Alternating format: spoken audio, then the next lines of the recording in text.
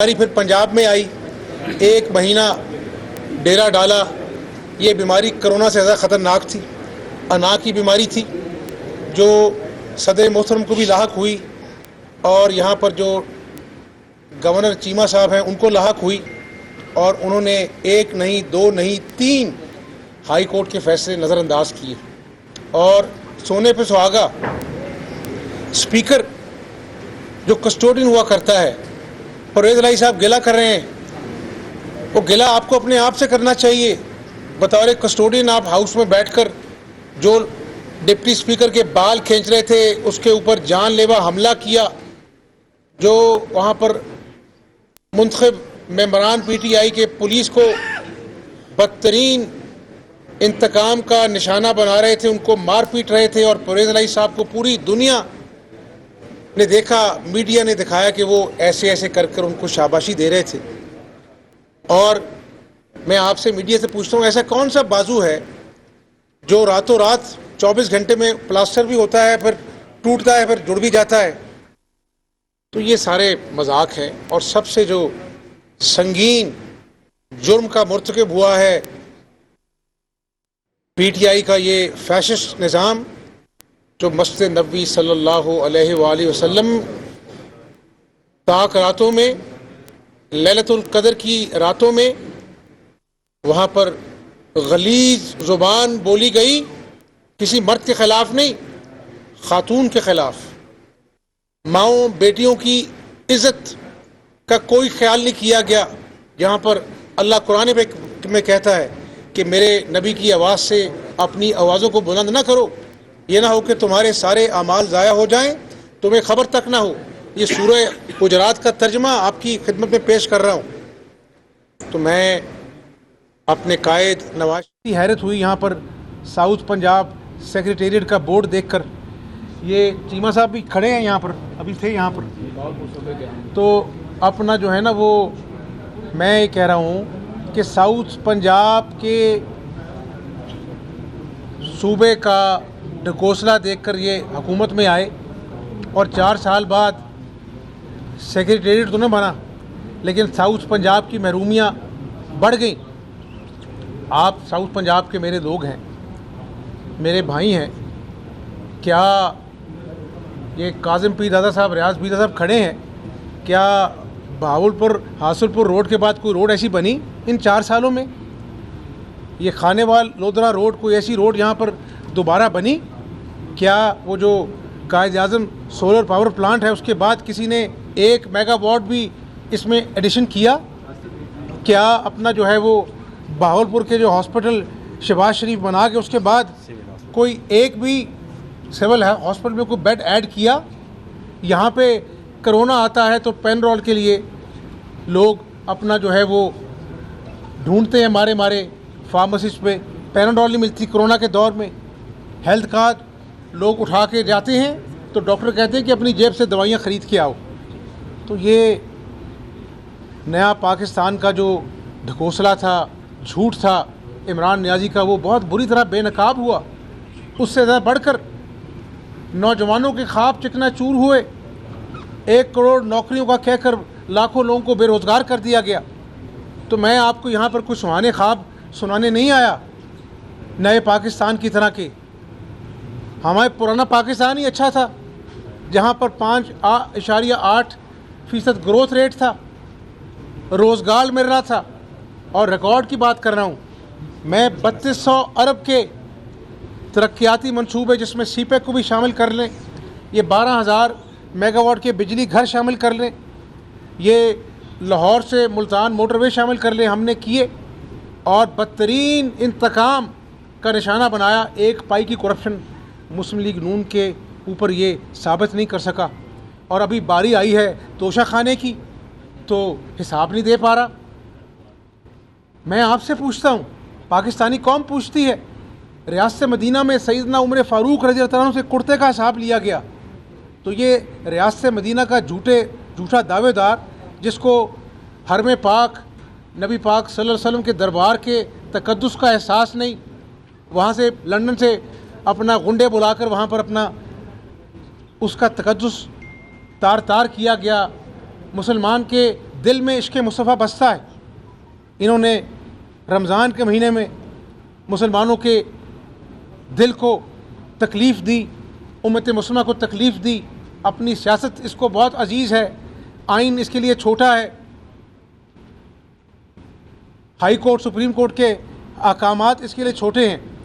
तो मैं यहाँ पर गुजारिश करने आया हूँ अपने मुंतखब अरकान के साथ कि आज मखलूक खुदा रोटी को तरस रही है, घरों में बच्चों के पास दूध नहीं है, बीमार माँ को दवाई के लिए पैसे नहीं हैं। मैं यहाँ से हॉस्पिटल का दौरा करूँगा और जो कुछ भी हम कर सके हम आवाम की खिदमत करेंगे। और रमज़ान के महीने में मैं अपनी पंजाब की आवाम को ये बताना चाहता हूँ कि वज़ारत आला के मनसब लोग भूल जाते हैं, नाम भूल जाते हैं, ओहदे याद नहीं रहते, अच्छे काम हमेशा याद रहते हैं। और इस दुनिया में भी और आखिरत में भी मखलूक खुदा की खिदमत से बड़ा जज्बा कोई नहीं है। तो हम उस जज्बे के तहत आगे बढ़कर पंजाब के सूबे की खिदमत का सफ़र शुरू करेंगे। अल्लाह ताला से दुआ है कि अल्लाह ताला हमें अपने मकसद में कामयाब करे। और मैं जब यहाँ पर एयरपोर्ट पर उतरा तो वहाँ भी और यहाँ मेरे मुंतखब मोअज़्ज़िज़ अरकान ने मुझे कहा कि बहावलपुर की जो स्पीडो बस है उसको बहाल होना चाहिए। तो मैं पंजाब की आवाम से कहता हूँ कि हमने 74 अरब में, कितने में, 74 अरब में अल्लाह के फ़ज़ल से लाहौर में मेट्रो बस, मुल्तान में, पिंडी में, और वहाँ जो मेट्रो बस का मंसूबा जो चलता कम और जलता ज़्यादा है उस पर 1.5 अरब रुपया ख़र्च हो गया, 150 अरब रुपया। तो ये गुजारिश आपसे ये है कि काम बोलता है, उसके लिए इमरान नियाज़ी की तरह कंटेनर पढ़कर झूठ नहीं बोलना पड़ता। तो मैं बहावलपुर के नौजवानों को, शहरियों को ये कहना चाहता हूँ कि मैं क्या कर सकता हूँ, मेरी कोई औकात नहीं, अल्लाह हमसे काम लेगा। स्पीडो बस जो है उसको हम इंशाअल्लाह ताला फिलफौर उसकी बहाली का इंतज़ाम करेंगे इंशाअल्लाह। और उसको अपना जो है जल्दी, मेरी ख्वाहिश है कि वो ठंडी स्पीडो बस जो है वो बहावलपुर की सड़कों पे चले, लोगों के लिए आरामदेह सवारी हम मुहैया करें और इंशाअल्लाह ये अपना जो है जल्द अज जल्द जो है इस मंसूबे को जो है वो हम पाए तकमील तक पहुँचाएँगे। बतौर ताकत साहब का दौर में यहाँ पे जनूबी पंजाब सेक्रेटरी का यहाँ बोर्ड नस्ब किया गया है। आप यहाँ की आवाम का दरीना मुतालबा बहावलपुर सूबे के हवाले से हम बहावलपुर सूबा ही चाहते हैं।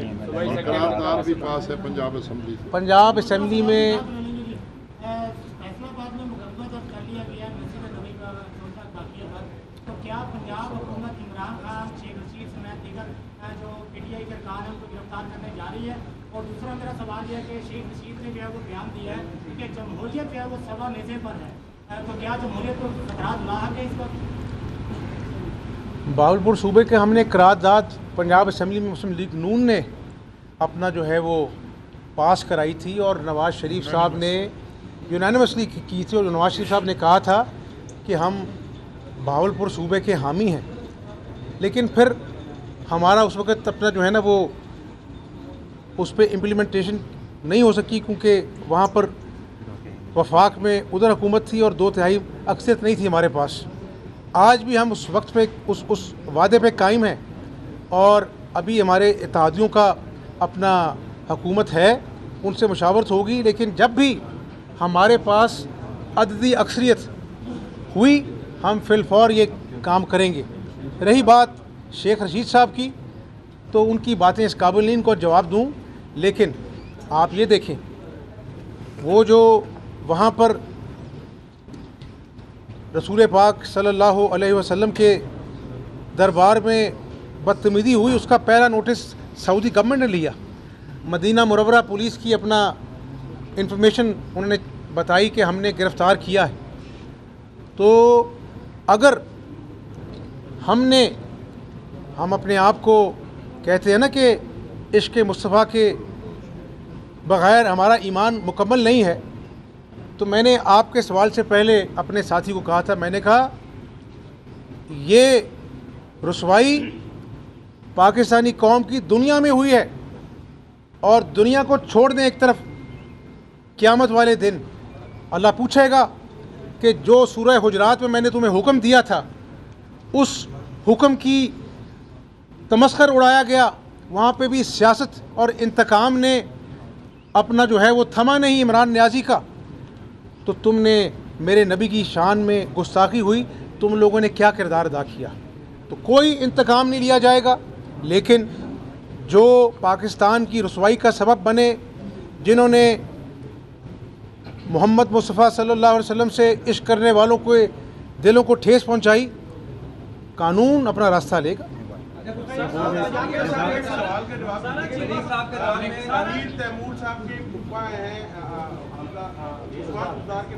अमीर तैमूर साहब, उनके थ्रू पूरी जनूबी पंजाब की पोस्टिंग, ट्रांसफर, डीसीओ से, कमिश्नर से पैसे लिए जाते रहे और करोड़ों अरबों रुपये लिए जाते रहे। जब अदम एतमाद से चंद दिन पहले अमीर तैमूर गुजदार के घर से वो पैसे ट्रांसफ़र भी किए गए यहाँ से और स्पेशल तैयारी के ज़रिए ट्रांसफ़र किए गए। अब भी जिस घर में वो रह रहे हैं उनको एक सीट पीरियड की गई उनकी रिटायरमेंट के बाद, जहाँ से वो लाखों रुपया ले रहे हैं, और जिस घर में रह रहे हैं एमपी की रिहाइश क्या है, वहाँ पे करोड़ों रुपया लगाया गया उसकी तज़ीनों। आप उनका मुहासबा करने जा रहे हैं। आपने सवाल नहीं, आपने तो पूरी तकरीर कर दी है। आपकी तकरीर पंजाब की जो करप्शन के दास्तानें आ रही है उस हवाले से क्या कानून आपकी तकरीर का ये जवाब है, आपके सवाल का ये जवाब है। ये मैंने अज़राए मजाक कहा है। तो मैंने आज लॉ एंड ऑर्डर की मीटिंग ली है और मैंने आईजी साहब को और चीफ सेक्रेटरी साहब को कहा है, मैंने कहा चपड़ासियों की तरह इस सूबे के आईजीज़ बदलते रहे, चीफ सेक्रेटरीज बदलते रहे, रिश्वत का बाज़ार गर्म था, ऐवान वज़ीर आला में रेट तय होते थे अफसरान के और ट्रांसफ़र पोस्टिंग होती थी, दर्जनों आप भी देखते थे, मैं भी देखता था। मैंने कहा कि मैं आपको सिर्फ एक बात कहता हूँ, एक कंडीशन है, दयानतदार और काबिल अफसरान जो आवाम की दुखों का मुदावा करें, मुझे वो पुलिस अफसर आप लगा के दें। अगर कोई सिफारिश आएगी तो मैं आपके साथ खड़ा हूँगा, मैं सिफारिश के साथ खड़ा नहीं हूँगा। आखिरी सवाल, बहावलपुर का जो जनूबी पंजाब का दूसरा बड़ा हॉस्पिटल है और इस वक्त वो तबाही पे है। सबसे बड़ी बात यह है कि आए दिन वहाँ पे वर्कर्स का एहतजाज होता है।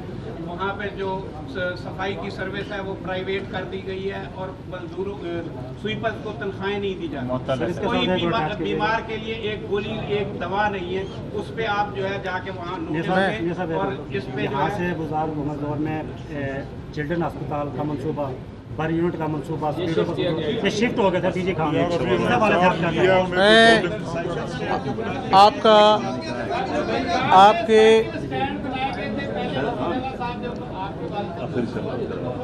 आखिरी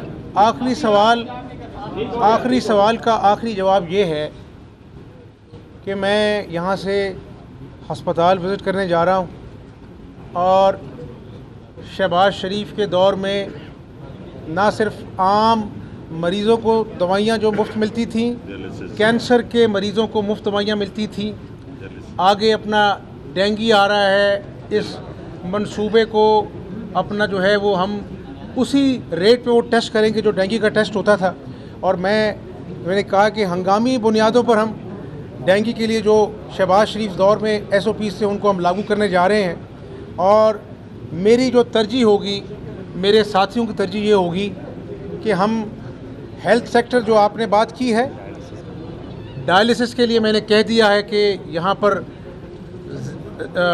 जो डायबिटीज़ के जो मरीज़ हैं वो अपना जो है वो एक अस्पताल से दूसरे अस्पताल डायलिसिस की मशीनें ख़राब पड़ी हैं, उनको हमने कहा कि हंगामी बुनियादों पर वो ठीक हों, ताकि डायलिसिस के मरीज़ जो हैं वो 3 उनकी अपना जो है वो शिफ्ट चलती हैं तो वो बहाल करें पूरे सूबे में।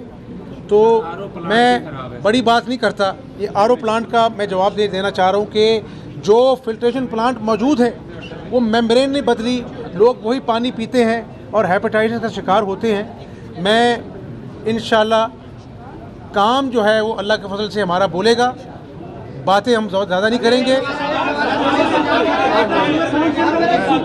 बहुत शुक्रिया आपका।